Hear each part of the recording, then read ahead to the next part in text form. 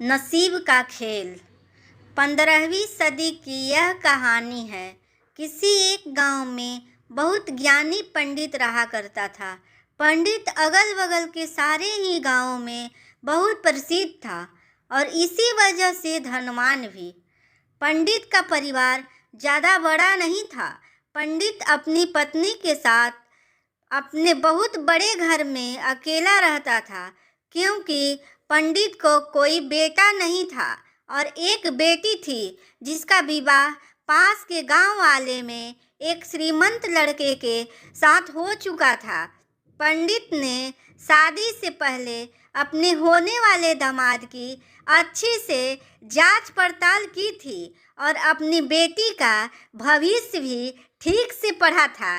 तब जाकर उसने बेटी की शादी की थी। लेकिन चंद सालों में ही पंडित का दामाद बुरी आदतों के चंगुल में फंस गया। जुआ और शराब की बुरी लत से उन्हें सड़क पर लाकर रख दिया था। अपनी बेटी की ऐसी दुर्दशा देखकर पंडित की पत्नी काफ़ी दुखी होती थी और अक्सर पंडित को कहा करती थी, तुम जाकर उसकी मदद कराओ। पंडित हमेशा अपनी बीवी को यह कहकर उसकी मदद करने के लिए मना कर देता था कि अभी कुछ समय तक उसका बुरा वक्त चलना है। हम चाहे कितनी ही कोशिश कर लें, जो उसके नसीब में नहीं है वह उन्हें नहीं मिल पाएगा। पंडित की ऐसी बातों से उनकी पत्नी काफ़ी दुखी हो जाया करती थी और मन ही मन सोचती थी, कैसा स्वार्थी पिता है, अपनी बेटी को इतने कष्टों में देखकर भी उसकी मदद करने के लिए मना करता है। आखिर भगवान ने जो इतना सारा धन्य धान्य दिया है उसका क्या करेंगे।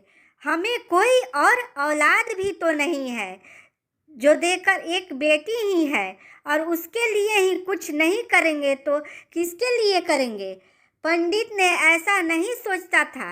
ऐसा नहीं है कि पंडित अपनी पुत्री से प्रेम नहीं करता था, लेकिन उसने अपनी पुत्री की कुंडली में इतने अच्छे से पढ़ी थी और यह पहले से ही जानता था कि वह चाहे किसी भी लड़के से शादी करते, लेकिन उसके जीवन में यह समय आने वाला ही था और बिना इसे भुगते उसको छुटकारा नहीं मिलने वाला था। एक दिन खाने पीने के लिए भी मोहताज हो चुके पंडित के बेटी और दामाद उसके घर पर आए। पंडित और उसकी बीवी ने दोनों खूब आदर सत्कार किया और खूब अच्छा खाना खिलाया। बेटी और दामाद की पंडित से सहायता मांगने की हिम्मत ना हुई, इसलिए वह बिना बोले ही वापस अपने घर को लौटने लगे। लेकिन माँ तो माँ होती है। पंडिताइन ने से रहा नहीं गया और बिना पंडित की इजाज़त से उसने चोरी छुपे बूंदी के लड्डू बनाकर उसमें सोने के सिक्के रख दिए और बेटी और दामाद को दे दिए, ताकि बेटी और दामाद की कुछ आर्थिक सहायता हो सके। पंडिताइन यह भी जान गई थी कि बेटी और दामाद शर्म के मारे उससे मदद नहीं मांग रहे थे, इसलिए उसने बेटी और दामाद को लड्डुओं में छिपे सिक्के के बारे में कुछ नहीं बताया। जाहिर सी बात है कि जब वो लोग घर पर जाकर लड्डू खाएंगे तो उन्हें उसमें से सोने के सिक्के मिल जाएंगे। इस तरह से बिना उनके मांगे ही उन तक मदद पहुंच जाएगी। सोचकर पंडिताइन मन ही मन अपने बेटी की मदद करने के लिए खुश होने लगी। पंडित के दामाद और बेटी उन दोनों का आशीर्वाद लेकर अपने घर की तरफ रवाना हो गए। उन दिनों गाड़ियाँ तो होती नहीं थी, घोड़ा गाड़ी या बैलगाड़ियाँ चलती थी। पैसे ना होने के और चीज़ों की लेन देन से ही व्यवहार होता था।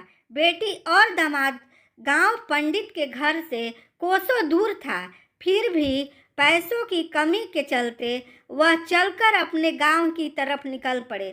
थोड़ी देर ही चले थे कि पंडित की बेटी के पैर में मोच आ गई और अब वह चलना भी मुश्किल हो गया। पंडित के दामाद ने जब देखा कि उनकी बीवी अब बिल्कुल चलने में सक्षम नहीं है तो उसने एक टांगा को अपने घर तक किराए पर ले लिया। दोनों पति पत्नी टांगों में बैठकर घर पहुंच गए, लेकिन टांगे वालों को देने के लिए उनके पास पैसे थे नहीं। इसलिए पंडिताइन ने जो बूंदी के लड्डू उन्हें दिए थे वही किराए के तौर पर उस टांगे वाले को दे दिए। टांगे वाला बूंदी के लड्डू को लेकर यहाँ से चला गया। टांगे वाला अपने घर की तरफ जा रहा था, तब उसे हलवाई की दुकान दिखी। उसने सोचा कि थोड़ी सी बूंदी के लड्डुओं से मेरे घर के लोगों का पेट थोड़े ही भरने वाला है। इससे अच्छा है मैं इन बूंदी को लड्डुओं को बेचकर उससे कुछ चावल खरीद लेता हूँ।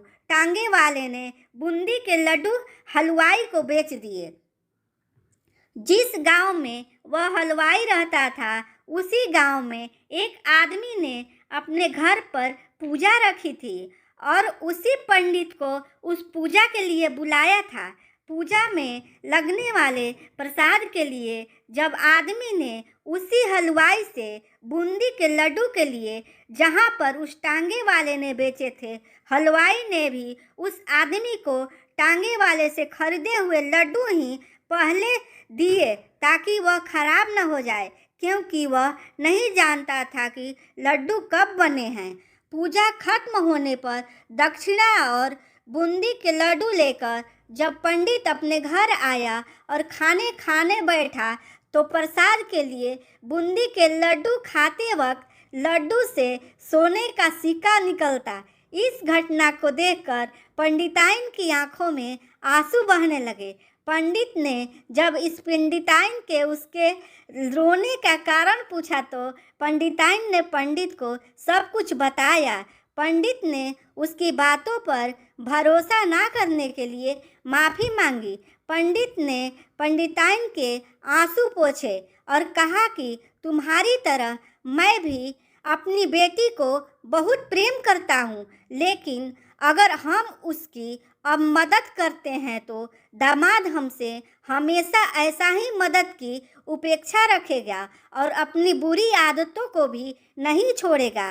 पंडिताइन भी अब पंडित के बातों से सहमत हो गई। 2-3 महीने बीत गए। पंडित के दामाद और बेटी फिर एक बार उसके घर आए और इस बार उनकी परिस्थिति पहले से बेहतर थी, क्योंकि पिछली बार खाली हाथ जाने के बाद दामाद ने नया काम शुरू किया था और अपनी सारी बुरी आदतें भी छोड़ दी थी। दोस्तों, नसीब का लिखा नहीं बदलता। यह कहानी आपको कैसी लगी? क्या आप भी नसीब पर भरोसा रखते हैं या फिर आप उन लोगों में से हैं जो अपना नसीब खुद अपने हाथों से लिखना चाहते हैं? ये कहानी कैसी लगी प्लीज़ कमेंट में ज़रूर बताइएगा और चैनल को सब्सक्राइब भी कर दें।